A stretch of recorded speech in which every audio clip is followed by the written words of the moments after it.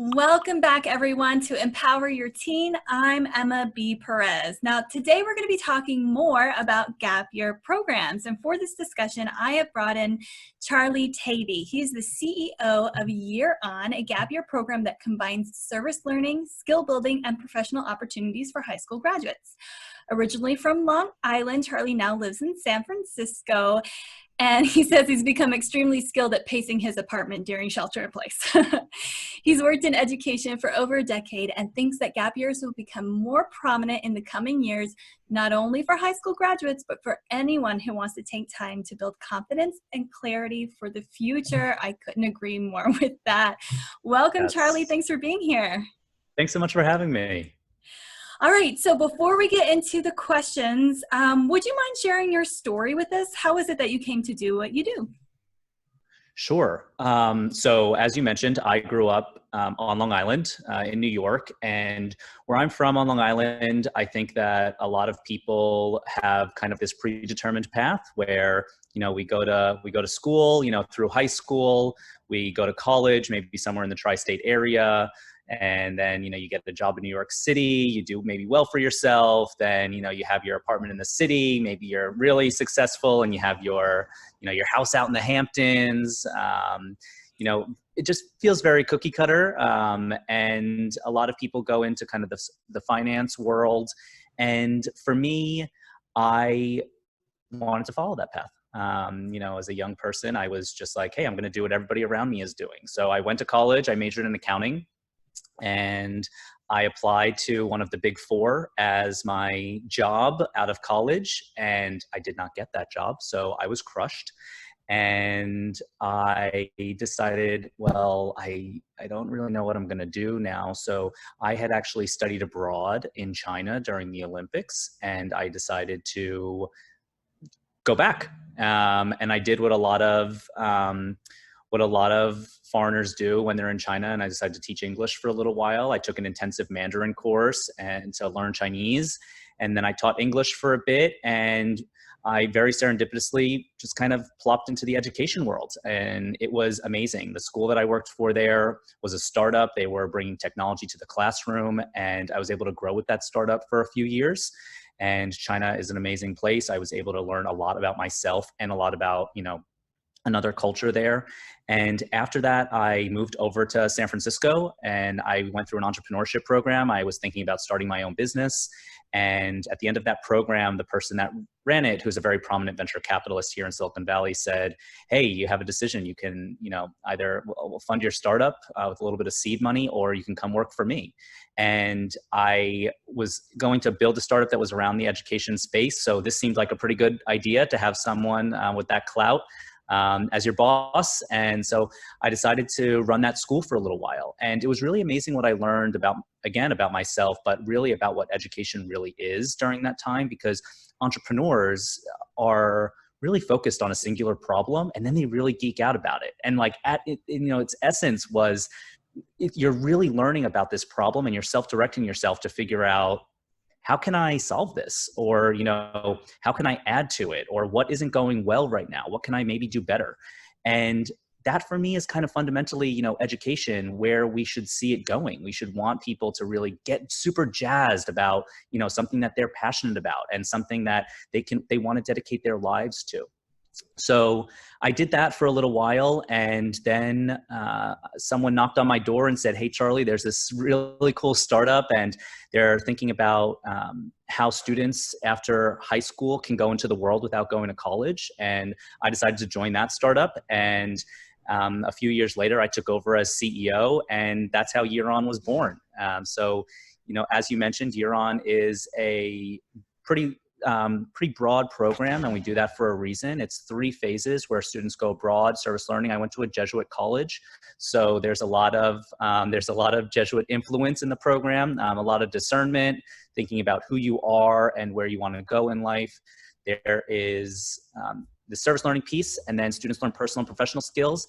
something that I love about college is that, there's this community of people and you're all kind of going through these rites of passage together. I think that the connection to the real world is starting to get stronger with universities. But I think many would argue that that's not exactly the reason why they were founded, to be, linked to the industry. So we do that. We are helping people really kind of think about who they are and what they want to do, but giving them these really practical skills that they can use, and also teaching them these professional skills that they can use in the world. And we're doing all of that with support of a coach. So a coach meets with the students one-on-one and helps them with a lot of these executive functioning skills that we can talk about later. But I really feel like I've landed in a place now where I really wish my 18-year-old self could have just experienced this kind of program. And I speak to a lot of people and they say the same, but I definitely didn't know a lot about myself at 18 years old. I had a lot to learn. I still have a lot to learn. And I do wish that I would have taken some time before jumping into, a 4-year degree where for the first 2 years I was undecided and I didn't know what to do, to really just pause and, reflect. And, maybe I would be in a different place. Hindsight's 2020. I'm very grateful and very lucky to be where I am today. And I hope that the program that we've created is something that other people can now just anchor themselves into, and hopefully start to course a pretty cool path in their lives. It's amazing. Thank you for sharing that story. I'm going to pause for just a second because somebody rang my doorbell. Let me pause this for just a second. Okay, thank you. Thank you for giving me a minute to take care of that. Okay, so thank you for sharing that story. I really appreciate it, and it's true. So many people, I myself say, gosh, we wish we had this when we were 18. But I am going to ask you a question that I get asked by parents a lot, and it's, can a young person at that age, at 18 years old, really know themselves and really figure out what they want to do? That's a great question. And, I similarly also get that question from a lot of parents, to which, maybe a little more coyly than I need to, I respond, do you really know yourself, at 40 or 50 or 60 years old? Knowing yourself is an ongoing process. It's something that you need to start at some point in your life. And I think that something that we are not doing well as a society, at least here in the United States, is giving 18-year-olds the actual agency to own their own lives. 18-year-olds are very smart. They're very, very smart. I've worked with them now. I'm coming up on my 5th anniversary of working here at Year On, and I am constantly amazed by the projects, by the maturity of of these 18-year-olds. And I think that we live in this culture where we think that everything needs to be done for our kids, because we want them to be happy. So we remove every kind of obstacle, and an obstacle that as a parent, as an educator, you can't remove is someone figuring out who they are. It's hard and it's deep, deep work that you have to do with yourself. And it's not a fixed journey. It's not just like, I'm going to start here and I'm going to end here. And that's great. I am different than who I was yesterday, and I will be someone different tomorrow. You learn something every single day.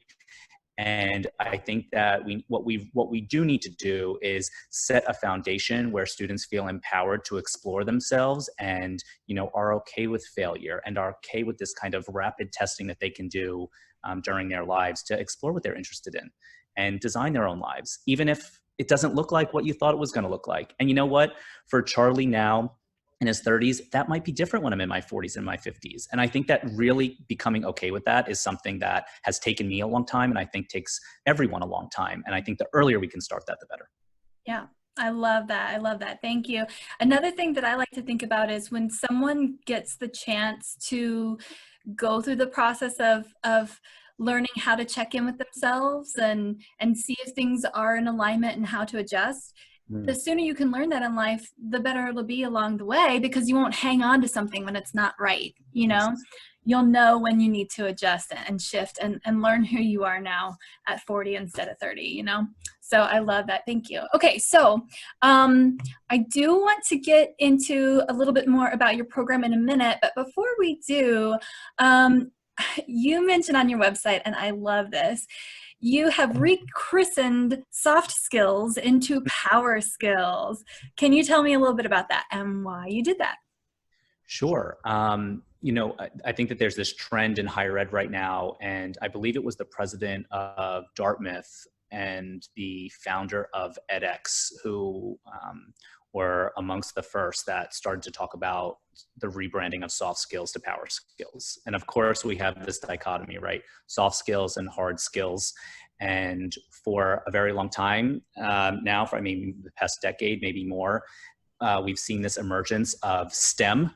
And, people are really saying that like the sciences are where the world is going. And then, there was this, then somebody had a new term, STEAM. We have to make sure that the arts are incorporated in this.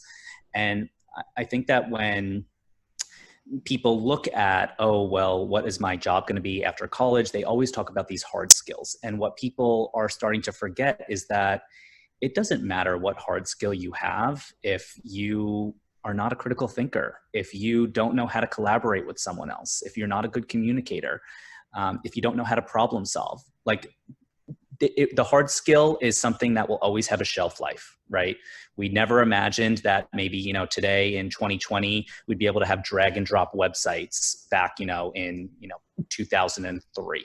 But here we are. And those things will continue to evolve.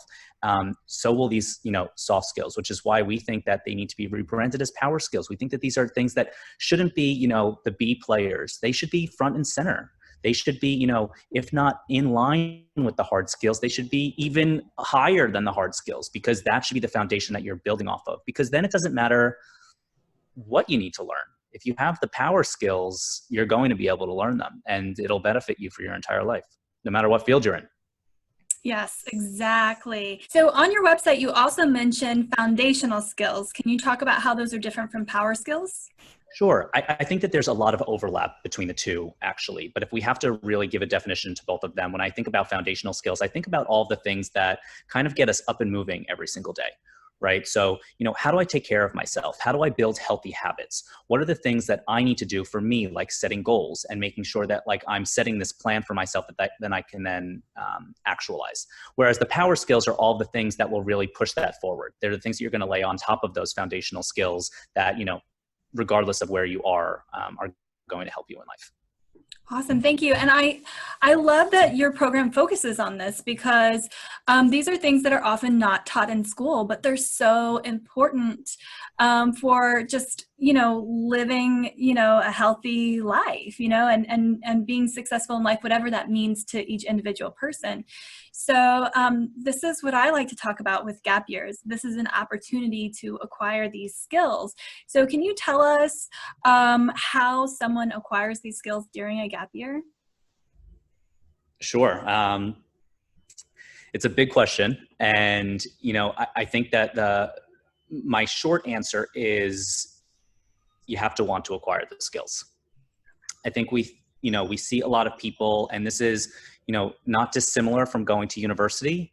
Many students think, I'm going to university and like that, my life is set for me. And that is just not true. You've spent your entire high school career, parents have spent, their kids' entire lives getting them to the doors of what's supposed to be, this upward trajectory for the rest of their lives. And unfortunately, what we're seeing across the United States is a lot of students are dropping out because they don't have these skills that we're talking about. Mm-hmm. So, you have to really want to take that next step every single day and continue on that path. And I think that, specifically in a gap year, we think that because students have come from a hyper-structured environment. I mean, high school, our entire, 18 and below lives is run by our parents. Mm-hmm. We wake up in the morning, get dressed, we go to school, periods A through H or 1 through 8 or whatever it is. You do an after school activity or a sport, you get on that late bus, you come home, you do your homework, you eat dinner, you maybe play a video game, you go to sleep, or you're on TikTok, you're on Instagram, repeat every day. Then you get to college. You take 15 credits. That means that you're in a classroom for 15 hours a week. What are you doing for the other time? Where are you? What are you doing? This is where we then start to think about, okay, how do I think about these skills that I want to acquire? Who am I? What do I want to do? And we then at year on, at least, we are putting some structure around that. So it's not just hyperstructure to nothing. There's some kind of in between where you have someone that's able to say, like, what are your goals this week? And just kind of like tap, tap, tap. What are you up to today? What are you up to this week? So I think that, and that's year on, like we have our coaches on staff that help you with that. And they're professionals that are, that have been in the quote real world for 10 years or more. So they have an idea of how some of the systems work. But if you're not going to take a year on and you're just planning your gap year, find out who that accountability person is. What is your structure? Anyone can tell you that if you write something down and you've come back to it, you're managing it. And that's a really important skill in life that a lot of people they allow their days to just run them. And then, all of a sudden you go through your weekend, you're like, what did I just do this weekend? And sometimes you need it. Sometimes you need to just relax and just watch Netflix. And we get that. But if you allow that to be, your baseline, you're going to go through and you're going to see like month after month, you're like, what? Did I just waste my time? And time is fixed. So it's something that we think that you need to make sure that you have some structure around it. And if you're going from this hyper-structured environment into a non-structured one, how can you build structure? Who can you tap? Who's your support network? How can they keep you accountable? Start a text thread with some of your friends and say like, hey, let's all do X. Or, I'm in a text thread with a couple of my friends and, it's out called the Workout Pact. And we all have to say how many times we're going to work out every single week. And I do actual work a lot every single day. And if I didn't have that workout pact, I probably wouldn't be taking care of my physical health. I do, everyone needs these accountability buddies to help them, to really keep on track with things. So that structure, I think, is just really important over time. And I think that you can really start building those foundational systems, during your gap year. Mm-hmm. What a great gift to give them a safe place to be able to flex these muscles, learn how to do it, learn what works for you and what doesn't, in a place where there's not too much consequence if it doesn't work out. And as you're figuring out what works for you. So exactly. I love that. Okay, so let's talk a little bit more about, would you give us some insight about how a parent can, with their child, determine if they're ready for college or if they're not ready, if a gap year would be good, if a program, or, how can they make this decision? I know that's a big question. It is, but I also have a very short answer to start off with, and that's ask them. I think that we get into our heads so much. And again, this goes back to my original comment on, we feel like we need to have all the answers as educators and parents for these young people. And we don't know them better than they know themselves. I mean, you have to really figure out like what's important to them. And I think that what's more important than, before you can really ask those questions, you need to be able to create a space for your kid or your student to feel safe in saying like, I'm not ready. We have an admissions process with students, and I would say that it borders more on the enrollment side. I mean, we look for a lot of things when students apply to our program, and we want to make sure that they're serious about their gap year and they're looking to put the time and energy into it. But step one is really raising your hand and saying like, I got to get out of whatever it is that, this rat race is for me in high school, or I'm about to spend a lot of money in college, or my family's about to spend a lot of money and I want to make sure that I'm going in prepared. But it's that first conversation of just asking like, is this okay for you? What exists? What's another universe if you didn't go to college? And just like starting to prime students that it's okay to have another path, I think is an important step. That is very scary. We think that if students don't go to college, there's these studies. If you don't, high school degree versus college degree, you have, you're likely to make $1 million more in your life. And there are these things that just like kind of weigh on us. I think that we're like, oh, if my kid doesn't go to college, that must mean that they're not ever going to be successful. And I think that that's just very unfair. I think that there are a lot of ways for people to be successful, but I think that, we do a lot of things in the name of just, we think success kind of equals money. But, you have to really start with who are you talking to? Who's like inside? What do they need?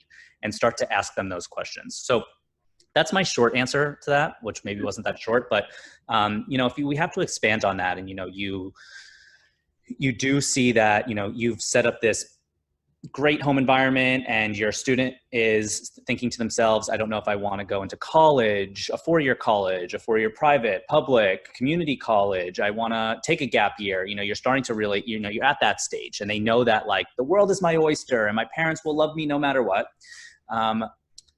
Are they driving the decision? I think that, when you're interested in something, you want to dedicate a lot of time to it. You're actually interested in it. If you've paid for a counselor to help you out with some of this stuff, is the counselor doing all of the work? And the kid is like, I don't care, whatever, I'll go wherever. You have to dig a little bit and see, what is that apathy about? And for us, we start to look at on the gap year side, I think about myself and a lot of the students that we've had come through our program. Many of them don't know what they want to major in, which is super understandable. They are, again, they've been in this hyper-structured environment, and, we sometimes joke about how students want, like, can I take a Scantron test to tell me what I should do in life? And like, we actually had those when I was in high school. But that's just like, there's no shortcut. It's going to be a lot of work. So we start with the undecided, and it's like, are you super excited about college? Are you super excited about the future? Are you excited about what's next? And if the answer to some of those questions is not really, or I'm not sure, then we're like, okay, well, how do we then reframe this and build something that you are excited about? And, with our program, we usually can see students get super excited about, like, wow, I get to go to this, international country, this international destination, and I get to volunteer for a little while and just like get out of my head and give back and realize that it's not just about me, right? And then all of a sudden they're in San Francisco, and we only do 2 hours of workshops with them every single day. And outside of that, it's like, what am I exploring? That's for me. We, have an example of one student. She was like, it came in, she's like, I think that I want to be an artist. And by the time she left us, she was doing animations for, different characters in video games. And it's like this progression, right? And, this is what self-directed learning is. And, maybe if she didn't give herself the time to do this, she would have gone to college and she would have gone to, I want to be an art major. And, eventually maybe art would have gotten to design would have gotten to animation. And, maybe she would have been able to, through their counseling, their career center, they would have been able to, find someone that works at Pixar and talk with them. She was able to do that all within 10 weeks with us before she even goes to college to think about what it is that she wants to do. And I think that it's really important that we start that rapid testing with students as early as possible. But before we get there, we have to first understand, what are you excited about? Mm-hmm. So I do think that you have to ask the question, you have to kind of gauge, are they excited? Are they not excited? And if they're not, what are they excited about? I always ask students who say, like, I don't know what I want to do. I say, when you go on your phone and you're scrolling for, ad nauseum, on Instagram, what are the accounts that you follow? And it just like starts to give you an insight about what people are maybe interested in and what they could just like lose themselves in. And I think that then you can maybe think about building your gap year. And maybe you don't need to build a gap year. Maybe it's a gap semester. Maybe it's a summer program, right? There's a lot of different options for you to really think about, just taking that time and reflecting, and before you're going into, another structured environment that is maybe for you, is maybe not for you. You might not know, but I do think that it's important that before we even start, just ask your student, ask them, what is it that you want to do next? And if they say college, obviously, maybe you have some hindsight as the educator or the parent. You can look back and say, like, oh, I think that these things need to be checked off, and talk to them about it. Just have an open and honest conversation with them and say, like, this is what I'm seeing. How does that feel to you? Mm-hmm. There are two things that I really loved about what you shared. The first one is saying, okay, in another universe that doesn't include college, what would that be for you? I really like that you opened that other possibility up to them, because so much is just, this automatic trajectory. And so sometimes young people don't even know that they can consider something else. And then once they realize that they can, they go, oh, well, then what is it? Because there are other options, and most people don't know about that, right? Mm-hmm. And the other thing, giving them time to really geek out about something. I love that you said that. I call it falling down the rabbit hole, when you get so interested in something that just all of your, it's almost tunnel vision.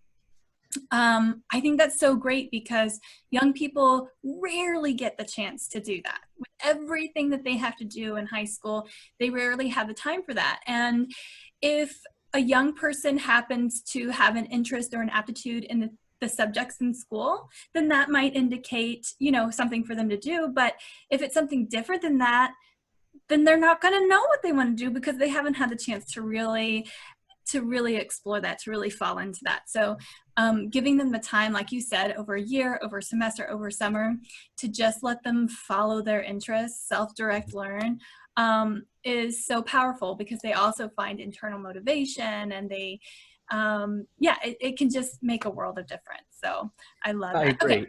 And I just want to say, I know that if, for the folks that are listening in right now, sometimes it might sound like, okay, well, great, Emma and Charlie, like it, but my kid doesn't know what they want to do.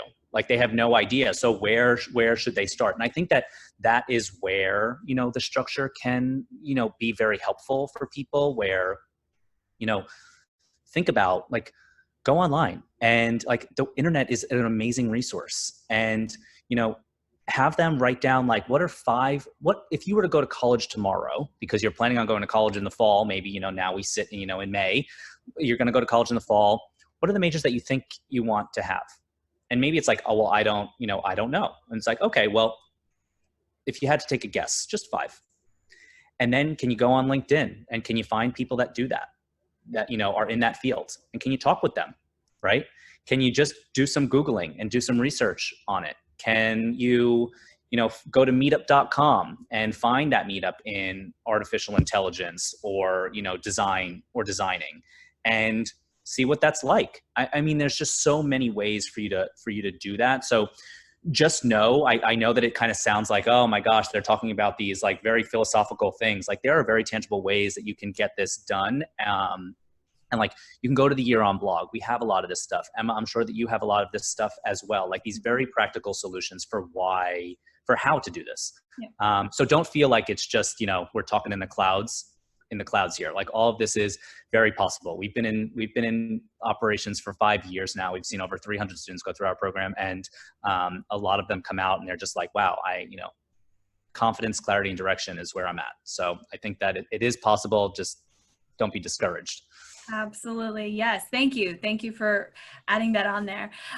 We are running low on time. So tell us about your program real quick, and tell us about, you brought a free gift for us as well. So please tell us about both of those. Sure. So the Year On program is a year-long experience. As I mentioned, students go abroad for 10 weeks. We have 5 international locations: Tanzania, Mexico, India, Indonesia, and Peru. Based on the location that you go to, you get to pick a service learning project, and they vary based on the location. One of the most popular ones is in Bali. Students get scuba certified and then build artificial reefs that they then put off the coast to help with erosion. Students are also starting to do a lot of reflection and that wayfinding that we talked about earlier, to think about who they are and what they want to do. A lot of those plans, like, what's the unexpected? What is the thing that you might think that you're going to do? And then from there, students come to San Francisco. They live in community for 10 weeks. And while they're in San Francisco, they go through a workshop every single day. And those are, those power skills, but we, personal and professional skills that we think that they'll need to just be a successful, human adult in the world. And on top of that, they're working with this coach. So this coach meets with them once a week, works with them a lot on executive functioning skills. So they're helping them set goals. They're following up with them, time management. How do you make sure that you're setting goals that are actually achievable? We use the SMART goal framework. And then based on what they learn about themselves in the first 2 phases, we have students that go into an internship. They get a job. Some of them might decide, we've had students that have gone through a semester or a year of college and then drop out and say, like, I never want to go back. Some students decide, I want to go back, and what that has to look like. Or students who didn't apply for college their senior year of high school and are now going to take that time to do it. So it's really a build your own adventure for that last phase, and that coach is still meeting with you to kind of, keep you accountable. That's what our year program looks like right now. And I'm super excited. We're going to offer a $500 scholarship for anyone that's a part of this webinar, for anyone with Empower Your Teen that applies to our year experience program. I will say that obviously, it is May. Many of you are shelter in place right now. Some of you, restrictions are starting to be lifted and the fall is still quite unknown. Year On is also starting to build out a 100% online program that we'll announce in a couple of weeks. And we will be pivoting all of our offline coursework online. It'll still be in community. I know that there's a lot of Zoom fatigue right now. I know that a lot of people don't want to be virtual this fall, but we are going to make it extremely project-based. We want people to be connecting with one another. You're going to be doing a volunteer a virtual volunteer program over the fall, and then you're also going to do a virtual internship over the fall. So it'll be a semester-long program that will be all online. It'll also be geared for people if you are in college and this is something that you want to do. If you're only going to school part-time, this will be a great add-on. But stay tuned. Probably in the next couple of weeks, we'll have all of the details ironed out for that, and you can take a look. That's amazing. Thank you so much for the scholarship opportunity and for shifting and adjusting to, because I know more families are considering a gap year option just because of the 2020 stuff that's going on. So thank you for that as well. Yeah. I so appreciated you being here. This is going to be so helpful to so many families. Thank you for having me. This was great. Yeah, let's talk again soon, okay? Sounds good.